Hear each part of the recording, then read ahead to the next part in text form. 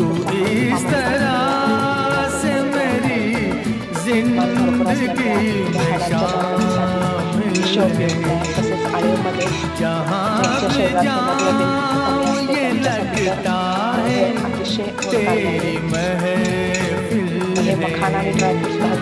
तू इस तरह से मेरी जिंदगी में शामिल है। जास्त वेळ भाजायचं नाही, 1-2 मिनिटच भाजून घ्यायचं आहे.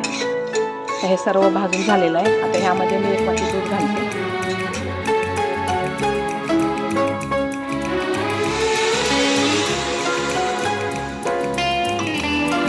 दुधामध्ये हे चांगलं शिजून घेऊ. ये आसमान ये बादल ये रास्ते ये हवा ये नाही. आता हे गॅस बंद करून घेते. आता यानंतर गूळ घालते मी यामध्ये.